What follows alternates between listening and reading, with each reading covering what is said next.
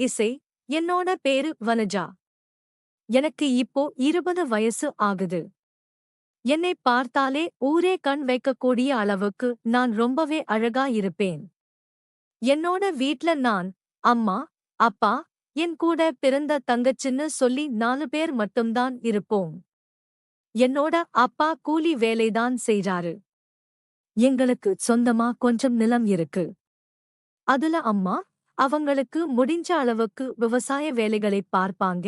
அப்பாவுக்கும் நேரம் கிடைக்கிறப்போ அம்மாவுக்கு சின்ன சின்ன உதவிகளைச் செய்வாரு. நானும் 12-ஐ முடிச்சிட்டு பக்கத்து ஊர்ல இருக்க காலேஜ்ல படிச்சிட்டு இருந்தேன். டெய்லியும் நான் காலேஜுக்கு பஸ்ல தான் போவேன். அப்படி போறப்பதான் சேது அப்படிங்கறவரு என்னை அடிக்கடி பார்த்து சிரிக்க ஆரம்பிச்சாரு. நான் டெய்லியும் காலேஜுக்கு பஸ்ல போகும்போதும் வரும்போதும் என்னை ஃபாலோ பண்ணவும் ஆரம்பிச்சாரு. நாளாக நாளாக எனக்குமே அவரை பிடிச்சு 2 பேரும் பேசி பழக ஆரம்பிச்சோம். எங்களோட பழக்கம் நாளடைவுல காதலா மாறுச்சு. சேது ஒரு பணக்கார குடும்பத்தைச் சேர்ந்தவரு. சேதுவுக்கு அப்பா இல்லை, அம்மா மட்டும்தான் இருக்காங்க. அவங்க அம்மாவும் அவங்க சித்தப்பா வீட்லதான் வாழ்ந்துட்டு இருக்காங்க. சேதுவோட சித்தப்பாவோட பேரு சேகரன். அவர் அந்த ஊர்ல கவுன்சிலரா இருக்காரு. இதனால அந்த ஊர்ல அவருக்கு எல்லாருமே பழக்கம். பஸ்ல நாங்க 2 பேரும் பேசி பழகுறது, அதே மாதிரி தனிமையில அடிக்கடி வெளியில சந்திக்கிறதுன்னு சொல்லி, இந்த விஷயம் கொஞ்சம் கொஞ்சமா அவங்க சித்தப்பாவுக்கு தெரிய ஆரம்பிச்சது. எங்களோட காதலோட அடுத்த கட்டமா கல்யாணம் வரைக்கும் போச்சு. ஃபர்ஸ்ட், சேதுவோட வீட்ல நான் ரொம்ப ஏழ்மையான பொண்ணு அப்படிங்கறதுனால எங்களோட காதலுக்கு அவங்க விருப்பம் தெரிவிக்கவே இல்லை. ஆனா பொண்ணு ரொம்ப அழகா இருக்கா, சேதுவுக்கும் ரொம்ப பிடிச்சிருக்கு இன்னும் சொல்லி எங்க வீட்ல வந்து முறைப்படி என்னை பொண்ணு கேட்டாங்க. அதுக்கப்புறமா 2 வீட்டு சைடுலயும் பேசி பெரியவங்க முன்னிலையில எங்களோட கல்யாணம் ரொம்பவே கிராண்டா நடந்துச்சு. எங்களோட கல்யாணத்துல முதல்ல நின்னு நடத்துனது சேதுவோட சித்தப்பாதான். கல்யாணம் முடிஞ்சதுக்கு அப்புறமா நான் முதல் முறையா சேதுவோட வீட்டுக்கு போனேன். சேதுவோட வீட்ல எங்க 2 பேருக்கும் ஆரத்தி எடுத்து என்னை உள்ள வரச் சொல்லிச் சொன்னாங்க. அதுக்கப்புறமா சேதுவோட அம்மா கால்ல விழுந்து நாங்க ஆசீர்வாதம் வாங்கணும். என்னோட அத்தை, சேதுவோட சித்தப்பாவை உனக்கு அறிமுகம் செஞ்சு வைக்கிறேன். அவர் கிட்டையும் ஆசீர்வாதம் வாங்கிக்கோங்க சொன்னாங்க. நானும், அவர் பெரியவர் தானே வீட்டுக்கு சொல்லி அவரோட கால்ல விழுந்து ஆசீர்வாதம் வாங்கினேன். அப்படி ஆசீர்வாதம் வாங்குறப்பதான் அவர் என்னை தொட்டு தூக்குனாரு. அவர் தொடுறது ஏதோ தவறான எண்ணத்துல தொடுற மாதிரி எனக்கு தோணுச்சு.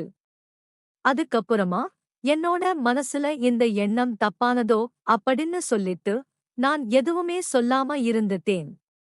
சேதுவோட வீட்ல ரொம்ப வசதி அப்படிங்கறதுனால வீட்டு வேலை செய்யறதுக்கு 25 வயசான ஒரு வேலைக்காரி இருந்தாங்க. அந்த பொண்ணோட பேரு திவ்யா. அவங்கதான் வீட்ல சமைக்கிறது மத்த வேலை எல்லாத்தையுமே பார்த்துக்கறாங்க. அன்னைக்கு நைட்டு எனக்கும் சேதுவுக்கும் முதலிரவுக்கான ஏற்பாடுகள் எல்லாமே செஞ்சாங்க. நானும் ரொம்பவே சந்தோஷமா எங்களோட வாழ்க்கையை ஆரம்பிக்கலாம்னு முதலிரவு அறைக்கு போனேன். கொஞ்ச நேரம் நானும் சேதுவும் பேசிக்கிட்டு இருந்தோம். அதுக்கு அப்புறமா எங்களோட வாழ்க்கை ரொம்பவே சந்தோஷமா ஆரம்பிச்சுச்சு. அதுக்கப்புறமா சேது நல்லா தூங்க ஆரம்பிச்சுட்டாரு. புது இடம் அப்படிங்கறதுனால எனக்கு பெருசா தூக்கம் வரல. என்னோட கணவரோட பக்கத்துல படுத்துக்கிட்டு நான் யோசிச்சுக்கிட்டே இருந்தேன். அப்பதான் வெளியில யாரோ ஒரு பொண்ணு சிரிக்கிற மாதிரி சத்தம் கேட்டுச்சு. அந்தச் சத்தத்தை கேட்டு இந்த நைட்ல யார் சிரிக்கிறான் எனக்கு சந்தேகமாவே இருந்துச்சு. உடனே நான் வெளிய வந்து பார்த்தேன். அப்போ அங்க சேதுவோட சித்தப்பா சேகரன் வேற யாரோ ஒரு பொண்ணு ரொம்பவே நெருக்கமா பேசிக்கிட்டு இருந்ததை பார்த்தேன். அதை பார்த்ததுமே எனக்கு ஷாக்கா இருந்துச்சு. ஏன்னா சேகரனுக்கு இன்னும் கல்யாணம் ஆகல அப்படின்னு சொன்னாங்க. ஆனா யாருக்கும் தெரியாம அவர் ஏன் இப்படி ஒரு திருட்டுத்தனத்தை செய்தாருன்னு சொல்லி அந்த பொண்ணு யாரா இருக்கும்னு பார்க்கறதுக்காக நான் ஓரமா நின்னு அவங்களையே பார்த்துட்டு இருந்தேன். வெளியில நின்னு பேசிட்டு இருந்த 2 பேரும் சேகரனோட ரூமுக்கு போனாங்க. அந்த பொண்ணு யாருன்னு எனக்கு தெளிவா தெரியல. சரி, அவங்க ரூம் பக்கமா போய் பார்த்தா யாருன்றது தெரியும் ன்னு சொல்லி 2 எட்டி எடுத்து வச்சேன். அப்ப யாரோ என்னோட முதுகுல கை வச்சு என்னை கூப்பிட்ட மாதிரி இருந்துச்சு. திடீர்னு திரும்பி பார்த்தா பின்னாடி என்னோட கணவர், "வனஜா, இந்த நேரத்துல இங்க என்ன பண்ணிக்கிட்டு இருக்க?" அப்படின்னு கேட்டாரு. நானும் அங்க நான் பார்த்த எந்த ஒரு விஷயத்தையுமே அவர்கிட்ட சொல்லாம, எனக்கு தூக்கம் வரல, அதுதான் வெளியில எழும்பி வந்தேன் ன்னு சொல்லி மழுப்பிட்டேன். என்னோட கணவரும், "உன்னை திடீர்னு காணாம்னு சொல்லி நான் தான் ரொம்பவே பயந்துட்டேன் ன்னு சொல்லி என்னை ரூமுக்கு கூட்டிட்டு போயிட்டாரு. எதுவுமே சொல்லாம நானும் தூங்கிட்டேன். அடுத்த நாள் காலையில எப்பவும் போல எழும்பி கிச்சனுக்கு போயிட்டு என்னோட வேலையை ஸ்டார்ட் பண்ணிட்டேன். அப்போ சமையல்காரி கிட்ட என்னோட கணவரோட சித்தப்பா ஒரு புது சேலையை கொடுத்து ஏதோ பேசிக்கிட்டு இருந்தாரு. அப்பதான் நான் நேத்து நைட் நடந்த விஷயத்தையும் நினைச்சு பார்த்தேன். எனக்கு அப்பதான் புரிஞ்சுச்சு, அவரோட குணம் ரொம்பவே தவறானது அப்படின்னு. உடனே, நான் ஏன் இந்த வீட்டு வேலைக்காரியோட இவ்வளவு நெருக்கமா இருக்காரு? இதெல்லாம் அவருக்கு அசிங்கமா தெரியலையா ன்னு சொல்லி என்னோட மனசுல யோசிச்சுக்கிட்டே இருந்தேன். அதுக்கப்புறமா நானும் என்னோட கணவரோட சேர்ந்து என்னோட ரூம்ல பேசிக்கிட்டு இருந்தோம். என்னோட கணவர் கூட பேசிக்கிட்டு இருக்கும்போதுதான், ஏன் இன்னும் சேகரன் மாமாவுக்கு கல்யாணம் ஆகல ன்னு கேட்டேன். உடனே என்னோட கணவர் கொஞ்சம் தயக்கத்தோட சொன்னாரு, என்னோட அப்பா இறந்து போனதுக்கு அப்புறம் எங்க சித்தப்பாதான் என்னை குழந்தையா இழந்து ரொம்பவே சந்தோஷமா பார்த்துக்கிறாரு. இப்ப நானும் என்னோட அம்மாவும் ரொம்ப சந்தோஷமா இருக்கோம்னா அதுக்கு அவர்தான் காரணம். இப்படியே என்னையும் எங்க அம்மாவையும் பாத்துக்கிறதுலயே அவரோட காலம் போச்சு. நாங்களும் அவருக்கு கல்யாணம் பண்ணி வைக்கணும்னு சொல்லி நினைக்கல அப்படின்னு சொன்னாரு. என்னோட கணவர் சொல்லும்போதே, இதுதான் சரியான சந்தர்ப்பம். நேத்து நம்ம பார்த்த விஷயத்தை நம்ம கணவர்கிட்ட சொல்லிடலாம்னு நினைச்சு, நானும் உங்ககிட்ட ஒரு விஷயம் சொல்லணும். இதை நேத்து என் கண்ணால பார்த்தேன் சொல்லிக்கிட்டு இருக்கப்பவே, சேது சேது ன்னு சொல்லி கணவரோட சித்தப்பா அவரை கூப்பிடுற சத்தம் கேட்டுச்சு. என்னோட கணவரும், இதோ வந்துட்டேன் சித்தப்பா ன்னு சொல்லி எழும்பி கிளம்பி போயிட்டாரு. அதுக்கப்புறமா டைனிங் டேபிள்ல என்னோட கணவரும் அவரோட சித்தப்பாவும் எங்க அத்தையும் 3 பேருமே உட்கார்ந்து சாப்பிட்டுட்டு இருந்தாங்க. அன்னைக்கு நான் சமைச்ச சாப்பாட்டை ஃபர்ஸ்ட் டைமா எல்லாருமே சாப்பிட்டாங்க. என்னோட சாப்பாடு ரொம்பவே நல்லா இருக்குன்னு சொல்லி எல்லாரும் புகழ ஆரம்பிச்சாங்க. அப்போ சேதுவோட சித்தப்பா, இவ்வளவு ஸ்பெஷலா சமைச்ச என்னோட மருமகளுக்கு நான் ஒரு கிஃப்ட் வாங்கிட்டு வந்திருக்கேன்னு சொல்லிட்டு அவர் பேக்கில் இருந்து ஒரு நெக்லஸ் எடுத்து கொடுத்தாரு. என்னோட அத்தையும் அதை பார்த்தா ரொம்பவே சூப்பரா இருக்கு, இது வனஜாவுக்கு ரொம்பவே நல்லா இருக்கும்னு சொல்லி போட்டுக்கோன்னு சொன்னாங்க. சரிங்க அத்தை, நானும் போட்டுக்கறேன்னு சொல்லிட்டு அந்த நெக்லஸை வாங்கி ஓரமா வச்சிட்டேன். நான் ஓரமா வச்ச அடுத்த நிமிஷமே சேதுவோட சித்தப்பா எழும்பி அந்த நெக்லஸை எடுத்து என்னோட கழுத்துல போட்டுவிட்டு ஒரு மாதிரி என்னை தொட ஆரம்பிச்சாரு. ரொம்ப நேரமா அந்த நெக்லஸை போடுற மாதிரி என்னோட கழுத்து பகுதியே அவர் தொட்டிக்கிட்டே இருந்தாரு. ஒரு கட்டத்துக்கு மேல எனக்கு கோபம் வந்துருச்சு. உங்களால முடியலன்னா கொடுங்க, நானே போட்டுக்கிறேன்னு சொல்லி அந்த நெக்லஸை நானே வாங்கிக்கிட்டேன். அதுக்கப்புறமா நான் அந்த இடத்துல இருந்து என்னோட ரூமுக்கு கிளம்பி போயிட்டேன். சாப்பிட்டுக்கிட்டு இருந்த என்னோட கணவர் உடனே ரூமுக்கு வந்து, வனஜா, உனக்கு என்ன ஆச்சு? ஏன் நீ இப்படி நடந்துக்கிற? என்னோட சித்தப்பா உனக்கு எவ்வளவு ஆசையா இந்த நெக்லஸை வாங்கிட்டு வந்து கொடுத்தாரு. அவர் போட்டு விட்டா என்னதான்? அதுக்கு நீ இப்படித்தான் உங்ககிட்ட நடந்துக்குவியா? ஒரு பெரியவங்க கிட்ட எப்படி மரியாதையா நடந்துக்கணும்னு உங்க வீட்ல உனக்கு சொல்லிக் கொடுக்கலையா ன்னு சொல்லி என்கிட்ட சண்டை போட்டாரு. எனக்கும் கோவம் வந்துருச்சு. உங்க சித்தப்பா என்னை பாக்குற பார்வையே சரியில்லை. அவர் எதுக்காக இதெல்லாம் வாங்கிட்டு வந்து கொடுக்குறாருன்னு உங்களுக்கு தெரியுமா? ன்னு சொல்லி நான் அவர் கூட சண்டை போட ஆரம்பிச்சேன். அது மட்டும் இல்லாம நேத்து நடந்த விஷயத்தையும் அவர்கிட்ட சொன்னேன். உங்க வீட்டு வேலைக்காரிக்கும் உங்க சித்தப்பாவுக்கும் இடையில ஏதோ ஒரு தப்பான உறவு இருக்கு. அதை நானே நேத்து என் கண்ணால பார்த்தேன். அதை கேட்ட என்னோட கணவர் ஒரு நிமிஷம் கூட அதை யோசிக்காம என்னை ஓங்கி அறைஞ்சிட்டாரு. நீங்க என்ன வேணாலும் என்ன பண்ணலாம். ஆனா இதுதான் உண்மை. ரொம்ப கட்டுப்பாடான ஒழுக்கமான குடும்பத்தில இருந்து வந்த பொண்ணு இங்க நடக்கறதெல்லாம் பார்த்து எனக்கு ரொம்பவே அசிங்கமா இருக்கு. இன்னும் நான் சொல்றப்பவே என்னோட கணவர் என் மேல கோபப்பட்டுட்டு, இதுக்கு மேல என்னோட சித்தப்பாவை பத்தி நீ ஒரு வார்த்தை கூட பேசக்கூடாது ன்னு சொல்லிட்டு அங்க இருந்து கோபமா கிளம்பி போயிட்டாரு. அன்னைக்கு முழுக்க அவர் என்கிட்ட பேசவே இல்லை. அதுக்கு அடுத்த நாள் காலையில நான் எப்பவும் போல வீட்டு வேலையை பார்த்துட்டு இருந்தேன்.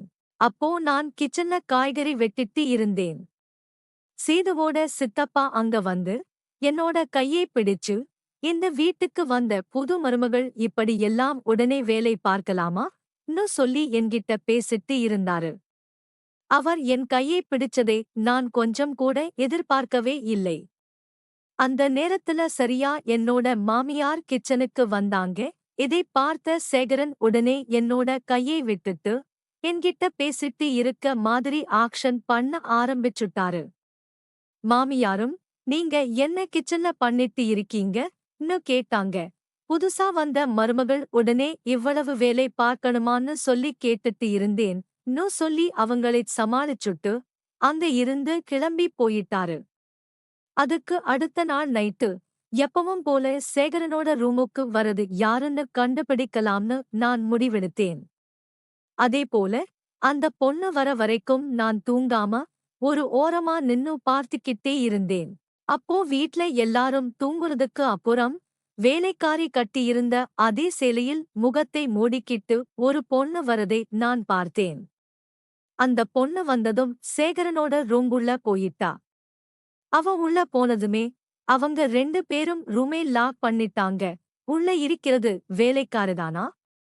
அவளோட முகத்தை பார்த்தே ஆகணும்னு நான் முடிவு பண்ணேன். அப்பதான் கிச்சனுக்கு போயிட்டு ஒரு டம்ளர் பாலை எடுத்துட்டு வந்து சேகரன் மாமாவுக்கு கொடுக்கிற மாதிரி அவங்க ரூம் கதவை தட்டினேன். இந்த நேரத்துல யாரு ரூம் கதவை தட்டுறாங்க ன்னு சொல்லி அவங்க யோசிக்க ஆரம்பிச்சாங்க. அந்த நேரத்துல சேகரன் மாமா உஷாராகி அந்த பொண்ணை ஓரமா மறைஞ்சுக்கச் சொல்லிட்டு கதவை திறந்தாரு. அப்போ நான் பாலோட நின்னுட்டு இருக்கறதை பார்த்து, இந்த நேரத்துல எனக்கு பால் கொண்டு வரச் சொல்லி நான் கேட்கவே இல்லையே அப்படின்னார். சரி பரவாயில்லை, எடுத்துட்டு வந்துட்டே, உள்ள கொண்டு போய் டேபிள்ல வைன்னு சொல்லிட்டு அவர் ஓரமா போன் பார்த்துக்கிட்டே நின்னுட்டு இருந்தாரு. நானும் ரூங்குள்ள போயிட்டு டேபிள்ல பால் வைக்கிற மாதிரி உள்ள யாரும் இருக்காங்களான்னு சுத்தி சுத்தி தேட ஆரம்பிச்சேன். ரூம் ஃபுல்லாவே தேடி பார்த்துட்டேன். அங்க யாருமே இருக்கற மாதிரி எனக்கு தெரியல. அதுக்கப்புறமா பாத்ரூமோட கதவை பார்த்தப்பதான் அது உள்பக்கமா தாழ் போட்டிருக்கிறதா நான் நோட் பண்ணேன். அப்போ பாத்ரூம் உள்ளதான் அவங்க மறைஞ்சிருக்கணும். அந்த நேரத்துல சேகரன் மாமா என்னை அனுப்புறதுல குறியா இருந்தாரு. சரி, நமக்கு வேற வழி இல்லை. இன்னொரு நாள் மாட்டாமல் போயிருவாங்க. இந்த விஷயத்தை நம்ம எப்படியாவது கண்டுபிடிச்சே ஆகணும்னு சொல்லிட்டு அங்க இருந்து கிளம்பி என்னோட ரூமுக்கு போயிட்டேன். நைட் ஃபுல்லா எனக்கு இதே யோசனையாதான் இருந்துச்சு. இவங்கள் இப்படியே இந்த தவறான தொடர்புல இருக்கிறதை நம்ம கண்டுக்காம இருக்கக்கூடாது. இவங்க 2 பேரும் இனிமே சந்திக்கவே கூடாது. நாம அதை நடக்கவே விடக்கூடாது இன்னும் நான் முடிவு பண்ணேன். உடனே இந்த வீட்ல நடக்கிற விஷயத்தை பத்தி நம்ம அத்தை கிட்ட நாம் கண்டிப்பா சொல்லியே ஆகணும்னு சொல்லி நான் என்னோட அத்தையோட ரூமுக்கு போனேன். அந்த டைம்ல அவங்க வெளியில போறதுக்காக ரெடி ஆயிட்டு இருந்தாங்க. அந்த நேரத்துல என் அத்தை கிட்ட, அத்தை, நான் உங்ககிட்ட ஒரு முக்கியமான விஷயத்தை பேசணும். கண்டிப்பா இந்த விஷயத்தை நான் உங்ககிட்ட சொல்லியே ஆகணும்னு சொன்னேன். என்னோட அத்தையும், எதுக்காக நீ ஒரு மாதிரி இருக்க, ன்னு கேட்டாங்க. நானும் அத்தை கிட்ட இந்த வீட்ல நடக்கற எதுவுமே சரியில்லை அத்தை. திவ்யாவும் சேது சித்தப்பாவும் அவங்களோட ரூம்புள்ள ஏதோ நேத்து பண்ணிட்டு இருந்தாங்க. நம்ம வீட்ல இப்படி எல்லாம் செய்றது எனக்கு ரொம்பவே அசிங்கமா இருக்கு அப்படின்னு சொன்னேன். உடனே என்னோட அத்தை இதைக் கேட்டு அவங்களுக்கு சாதகமா பேச ஆரம்பிச்சாங்க. நீ தப்பா எதுவுமே பேசாதமா. அவர் மேல எனக்கு முழு நம்பிக்கை இருக்கு. அவர் அந்த மாதிரி ஆள் கிடையாது ன்னு சொல்லி என்னைச் சமாளிக்க ஆரம்பிச்சாங்க. இதுக்கப்புறமா நான் எவ்வளவோ சொல்லி பார்த்தேன். அவங்க நான் சொல்றதை நம்பவே இல்லை. நான் சொன்ன எதையுமே கேட்காமல் என்னோட அத்தை என்னைத் திட்டிட்டு, நீ இதைப் பத்தி வெளியில யார்கிட்டயும் போயிட்டுச் சொல்லிக்கிட்டு இருக்காதே ன்னு சொன்னாங்க. அத்தை, நான் போய் எல்லாம் சொல்லல. நான் உண்மையைத்தான் சொல்றேன். அவரைப் பத்திப் போய் சொல்லி நான் என்ன செய்யப் போறேன்? சொல்லுங்க, நான் சொல்றதைக் கொஞ்சம் நம்புங்களேன் ன்னு சொன்னேன். உடனே அவங்க, இதைப் பத்தி நீ யார்கிட்டயும் வெளியில எதுவும் சொல்லல என்கிட்ட கேட்டேனே.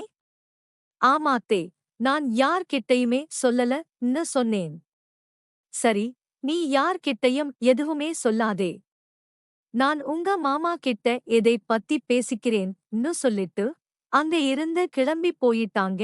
இந்தச் சம்பவம் நடந்து ஒரு 2-3 நாளுக்கு அப்புறம் ஒரு நாள் மாடியில என்னோட துணி எல்லாமே காய வச்சிருந்தேன். அதை எடுக்கறதுக்காக நான் போனப்பதான் என்னோட அத்தையும் சேதுவோட சித்தப்பாவும் நெருக்கமா நின்னு பேசிட்டு இருக்கறதை பார்த்தேன். அப்போ என்னோட அத்தை சேது சித்தப்பா கிட்ட சொன்னாங்க, இனிமே நாம் சந்திக்கிறப்போ ரொம்பவே ஜாக்கிரதையா இருக்கணும். நம்ம மருமகள் வனஜாவுக்கு நம்ம மேல சந்தேகம் வந்துருச்சு. அவ இந்த வீட்ல ஏதோ தப்பு நடக்குதுன்னு கண்டுபிடிச்சிட்டா. ஆனா அவங்களுக்கும் நமக்கும் வீட்டு வேலைக்காரி திவ்யாவுக்கும் தான் தொடர்பு இருக்குன்னு நினைச்சிருக்கா. நான் ஒவ்வொரு முறையும் உங்களைப் பார்க்க வரப்போதெல்லாம் அந்த திவ்யாவோட சேலையைத்தான் கட்டிக்கிட்டு வருவேன். அதனால அவளுக்கு என் மேல எந்தச் சந்தேகமுமே வரல. அந்த திவ்யாவைத்தான் அவ சந்தேகப்பட்டு அவளைத் திட்டிக்கிட்டு இருக்கா அப்படின்னு பேசிக்கிட்டு இருந்தாங்க. அவங்க பேசுனதைக் கேட்ட எனக்கு ரொம்பவே அதிர்ச்சியா இருந்துச்சு. தன்னோட அத்தையே இப்படி இவ்வளவு கேவலமான விஷயத்தை செய்யறதுக்கு அவங்களுக்கு எப்படி மனசு வந்துச்சுன்னு எனக்கு ரொம்பவே கோவம் வந்துச்சு. உடனே நான் அதைப் பார்த்த மாதிரி காட்டிக்காம அங்க இருந்து கிளம்பி என்னோட ரூமுக்கு வந்துட்டேன். அதுக்கப்புறமா என்னோட அத்தை கோவிலுக்கு போயிட்டு வர்றப்போ எல்லாருக்குமே பிரசாதம் கொண்டு வந்து கொடுத்தாங்க. அவங்க கொடுத்த பிரசாதத்தை நான் வாங்காமல் நின்னுட்டு இருந்தேன். அவங்களும் என்கிட்ட கொண்டு வந்து கொடுத்தாங்க. அந்த பிரசாதத்தை நான் தட்டி விட்டுட்டேன். அதுக்கப்புறமா, நீங்க என்கிட்ட நல்லவங்க மாதிரி வேஷம் போட வேணாம். உங்களைப் பத்தி எல்லாமே எனக்கு தெரியும் ன்னு சொல்லி அவங்க கிட்ட கோபமா பேச ஆரம்பிச்சேன். இதைப் பார்த்த என்னோட கணவர் என்கிட்ட வந்து, நீயே இப்படி நடந்துக்கிற? அவங்க கிட்ட மன்னிப்பு கேளு அப்படின்னு சொல்லி என்னைக் கோபமா திட்ட ஆரம்பிச்சாரு. உடனே நானும், இந்த வீட்டு மருமகன்னு சொல்லிக்கிறதுக்கே எனக்கு ரொம்பவே கேவலமா இருக்கு. இப்படி கேவலமான குடும்பத்திலதான் நான் கல்யாணம் பண்ணி வாழ வந்திருக்கேன்னு நினைச்சாலே எனக்கே அருவருப்பா இருக்கு ன்னு சொல்லி என்னோட கணவர்கிட்ட அவங்க அம்மா பத்தின எல்லா உண்மையையுமே ஒண்ணு விடாமச் சொல்ல ஆரம்பிச்சேன். இதைக் கேட்ட சேது ரொம்பவே கோபமாகி என்னை அடிக்கவும் ஆரம்பிச்சாரு. நீங்க என்னதான் அடிச்சாலும் இதுதான் உண்மை. நான் உண்மையை மறைக்க மாட்டேன். உங்க அம்மாவுக்கும் உங்க சித்தப்பாவுக்கும் ஒரு ரகசியமான உறவு இருக்கு. இதை நீங்க ஏத்துக்கத்தான் வேணும். இதுதான் உண்மைன்னு நான் சொன்னேன். இதைக் கேட்ட என்னோட கணவர் அதுக்கப்புறமா எதுவுமே பேசாம ரொம்பவே அமைதியா நின்னுட்டு இருந்தாரு. ஆரம்பத்துல தன்னோட அம்மாவைப் பத்தி தவறா பேசினேன்னு சொல்லி என்னை அடிச்ச கணவர் இப்ப ஏன் அமைதியா இருக்கணும்? அது எனக்கு ரொம்பவே அதிர்ச்சியா இருந்துச்சு. இதுக்கப்புறமா என்னோட அத்தை பேச ஆரம்பிச்சாங்க. வனஜா, நீ சொல்றது சரிதான். எனக்கும் என் குழந்தனாருக்கும் இடையில தொடர்பு இருக்கு. அதுவும் இன்னைக்கு நேத்து கிடையாது. 10 வருஷமா நாங்க இப்படித்தான் இருக்கோம். என்னோட கணவர் இறந்து போனதுக்கு அப்புறமா எனக்கு என்ன செய்றதுன்னே தெரியல. நாங்க நடுத்தெருவுல நின்னுட்டு இருந்தோம். அப்போ இவர்தான் இந்த வீட்டை பார்த்துக்கிட்டாரு, என்னையும் பார்த்துக்கிட்டாரு. இதெல்லாம் தெரிஞ்சும் உன் புருஷன் எப்படி அமைதியா இருக்கானோ, அது மாதிரி நீயும் இருக்கணும். இதை பத்தி வெளியில சொன்னா, உன்னை என்ன பண்ணுவோம்னு எங்களுக்கே தெரியாது, இன்னும் என்னை மிரட்ட ஆரம்பிச்சாங்க. உடனே எனக்கு இதெல்லாம் கேட்டு ரொம்பவே கோவம் வந்துச்சு. தன்னோட அம்மா இப்படி ஒரு தவறான உறவுல இருக்குற விஷயம் தெரிஞ்சும், என்னோட கணவர் இவ்வளவு அமைதியா இருக்காரே. இனிமே நான் இந்த வீட்ல வாழவே மாட்டேன். இப்படி ஒரு கேவலமான வீட்ல வாழ்றதை விட, வாழாவெட்டியா என்னோட அம்மா வீட்லயே இருக்கலாம்னு சொல்லிட்டு, நேரா என்னோட ரூமுக்கு என்னோட திங்ஸ் எல்லாம் எடுக்கப் போனேன். நான் ரூமுக்கு போன சமயத்துல, சேகரன் சித்தப்பாவும் சேதுவோட அம்மாவும் சேர்ந்துகிட்டு பேச ஆரம்பிச்சாங்க. இவளை இப்படியே வெளியே விட்டா, கண்டிப்பா நம்மளை அசிங்கப்படுத்திருவா. அது மட்டும் இல்லாம, இப்ப கவுன்சிலர் தேர்தலும் வேற வரப்போகுது. வெளியில நம்மளோட பேரை டேமேஜ் பண்ணிட்டா, இனிமே என்னால தேர்தல்ல நிக்கவே முடியாது, வெளியில தலை காட்டவும் முடியாது. அதனால இவளை இந்த வீட்டை விட்டு வெளியே விடவே கூடாதுன்னு சொல்லிட்டு, என்னோட ரூமை வெளிப்பக்கமா பூட்டி வச்சிட்டாங்க. அதுக்கப்புறமா சேதுவும் எவ்வளவோ சொல்லி பார்த்தான். நான் வனஜா கிட்ட பேசி பார்க்கிறேன், அவளைச் சமாதானப்படுத்துறேன்னு சொன்னான். ஆனா, சீனுவையும் 2 பேரும் சேர்ந்து மிரட்டி, அமைதியா இருக்க வச்சிட்டாங்க. என்னோட கணவரும் இப்படி பண்றாங்களேன்னு சொல்லி, கோபத்துல அங்க இருந்து கிளம்பி போயிட்டாரு. இந்த விஷயம் எல்லாமே நடக்கும்போது, வேலைக்காரி திவ்யா அங்கதான் இருந்தா. அவளுக்கும் எல்லா உண்மையுமே தெரிஞ்சிருச்சு. இதனால, என்னோட மாமியாரும் சேகரனும் சேர்ந்து வேலைக்காரியையும் மிரட்ட ஆரம்பிச்சாங்க. இந்த விஷயத்தை பத்தி நீ வெளியில யார்கிட்டயுமே சொல்லக்கூடாது. அப்படிச் சொன்னா உன்னோட உயிரே போயிரும்னு சொல்லி அவளை மிரட்ட ஆரம்பிச்சாங்க. நான் யார்கிட்டயுமே சொல்ல மாட்டேன்னு சொல்லிட்டு, அவளையும் ஒரு ரூம்ல போட்டு அடைச்சு வச்சிட்டாங்க. இதுக்கப்புறமா நான் தனியா அந்த ரூம்ல என்ன பண்றதுன்னு யோசிக்க ஆரம்பிச்சேன். இந்த வீட்ல இருந்தோம்னா, கண்டிப்பா நம்மளை கொலை பண்ணக்கூட தயங்க மாட்டாங்க. சேது கண்டிப்பா நம்மளை காப்பாத்த மாட்டான். அதனால, நாம தான் நம்மளை காப்பாத்திக்கணும்னு சொல்லி, இங்க இருந்து தப்பிக்கிறதுக்கு என்ன வழி என்று யோசிக்க ஆரம்பிச்சேன். அதுக்கான வழிகளைத் தேடவும் ஆரம்பிச்சேன். அப்போதான் பாத்ரூம்ல இருக்கக்கூடிய ஒரு ஜன்னல் வழியா தப்பிக்கிறதுக்கான வழி இருந்தது. என்னால் முயற்சி எடுத்து, அது வழியா நான் தப்பிச்சு ஓடும்போதுதான், வெளியில தப்பிச்சு ஓடுறதை சேகரன் பார்த்ததுமே, என்னை பிடிச்சிட்டு வந்து, வீட்ல இருந்து தப்பிச்சு போறதுக்கு ட்ரை பண்றியா? இங்க இருந்து போயிட்டு, இங்க நடந்த எல்லா விஷயத்தையும் எல்லார்கிட்டயும் சொல்லி, எங்க மானத்தை வாங்கலாம்னு முடிவு பண்ணிருக்கியா? உன்னை இப்படியே விட்டா சரி வராதுன்னு சொல்லி, திரும்பவும் என்னை ரூங்குள்ள கொண்டு வந்து போட்டு, ரூங்கதவை பூட்டிக்கிட்டு, இன்னைக்கு உனக்கு ஒரு முடிவு கத்துக்கறேன் பாருன்னு சொல்லி, என்னை கட்டாயப்படுத்தி தவறாக நடந்துக்கறதுக்கு முயற்சி செஞ்சாரு. இந்தச் சத்தம் கேட்டு, சேது கோபத்துல ஓடி வந்து, ஜன்னல் வழியாகச் சத்தம் போட ஆரம்பிச்சாரு. என்னோட வைஃபை விட்டுருங்க. ஏன் சித்தப்பா இப்படி பண்றீங்க? அவ என்ன பண்ணினாலும் விடுங்கன்னு எவ்வளவோ கத்தி பார்த்தான். ஆனா, அவங்க சித்தப்பா கேக்குற மாதிரியே இல்லை. கோபத்துல சேது கதவை உடைச்சிக்கிட்டு உள்ள வந்து, தன்னோட சித்தப்பாவை பிடிச்சு கீழே தள்ளிட்டான். இதைப் பார்த்த என்னோட மாமியார், ஏய், எதுக்கு உன் சித்தப்பா மேல கை வைக்கிற? உன் சித்தப்பா மேல கை வைக்கிற அளவுக்கு உனக்கு தைரியம் வந்துருச்சான்னு கேட்டாங்க. சேது அவங்க அம்மா சொல்ற மாதிரி கேக்குற மாதிரியே இல்லை. அவங்க சித்தப்பா கூட கடுமையா சண்டை போட்டுக்கிட்டே இருந்தாரு. அவங்க அம்மாவை எவ்வளவோ ட்ரை பண்ணாங்க. 2 பேரையும் சண்டையை நிறுத்த வைக்கவே முடியல. இதை எல்லாத்தையுமே பார்த்துக்கிட்டு இருந்த வேலைக்காரி, போலீஸ் ஸ்டேஷனுக்கு கால் பண்ணி, இங்க நடக்கிற சண்டையேச் சொல்லிட்டா.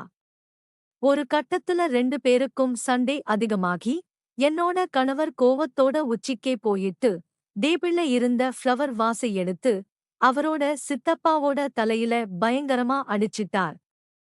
இதில் இரத்த வெள்ளத்தில் அதே இடத்துல சரிஞ்சு விழுந்த அவங்க சித்தப்பா இறந்தும் போயிட்டாரு.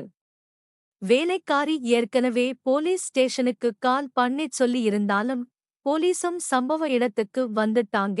அந்த நேரத்துல மாமியார் தன் மேல இருந்த தவறை மறைக்கிறதுக்காக என்னோட மருமகன்தான் இவர் மேல இருந்த கோபத்துல இவரை கொலை பண்ணிட்டான்னு சொல்லி மொத்த பழியையும் தூக்கி என் மேல போட்டாங்க. இதைக் கேட்ட சேது, என்னோட சித்தப்பாவை கொலை பண்ணது என்னோட வைஃப் கிடையாது. என்னோட அம்மாவும் என்னோட சித்தப்பாவும் தவறான உறவுல இருந்தாங்க. அதை என்னோட மனைவி தெரிஞ்சுக்கிட்டா. அதனால அவங்களை தட்டி கேட்டா. ஆனா இவங்க 2 பேரும் அவளை அடிச்சு துன்புறுத்தி ஒரு ரூம்ல அடைச்சு வச்சாங்க. அதுக்கப்புறமா என்னோட சித்தப்பா என்னோட மனைவி கிட்ட தப்பா நடந்துக்க முயற்சி பண்ணாரு. அதை பார்த்து என்னால பொறுத்துக்க முடியல. அதனாலதான் அவரை நான் ஃப்ளவர் வாசால அடிச்சு கொலை பண்ணிட்டேன்னு சொன்னாரு. என்னோட கணவர் நடந்த எல்லா உண்மையுமே சொல்லிட்டாரு.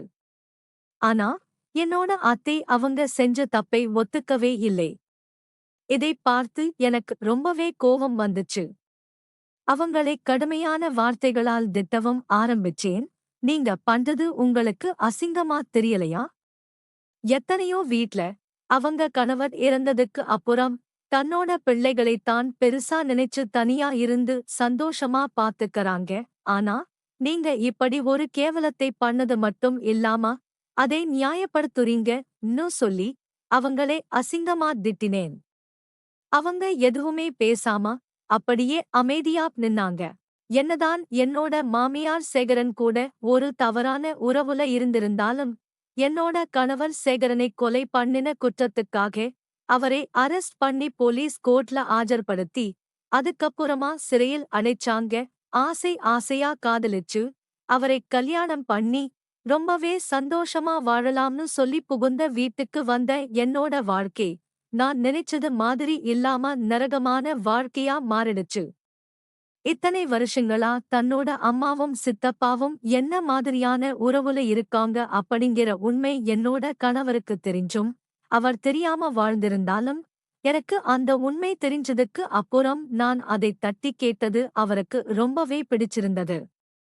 அது மட்டும் இல்லாம அவங்க சித்தப்பா என்கிட்ட தவறா நடந்துக்கும்போது என்னை காப்பாத்தணும்ன்றது மட்டும்தான் அவர் யோசிச்சாரு. என்னோட மாமியாரோட இந்த தவறான உறவுனால என்னோட வாழ்க்கையும் சரி சேதுவோட வாழ்க்கையும் சரி கேள்விக்குறியா மாறிருச்சு. அப்படி என்னோட மாமியாருக்கு ஒரு துணைதான் வேணும், அவங்க சித்தப்பா கூடதான் வாழணும்னு நினைச்சிருந்தாங்கன்னா சமுதாயத்தை யோசிக்காம லீகலா 2 பேரும் கல்யாணம் பண்ணி வாழ்ந்திருக்கலாம். அதுக்கு பதிலா இப்படி யாருக்குமே தெரியாத ஒரு தவறான உறவுல இருந்துதான் வாழணுங்கிற அவசியம் இல்லை. ஒருத்தரோட தவறான எண்ணங்களும் தவறான உறவும் ஒரு குடும்பத்தை எப்படி அழிக்கும் அப்படிங்கறதுக்கு எங்களோட கதை ஒரு சாட்சியா இருக்கு.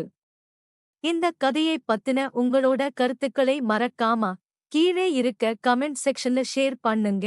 இது மாதிரி கதைகள் உங்களுக்கு கேட்க பிடிக்கும்னா எங்க சேனலை சப்ஸ்கிரைப் பண்ணிக்கோங்க.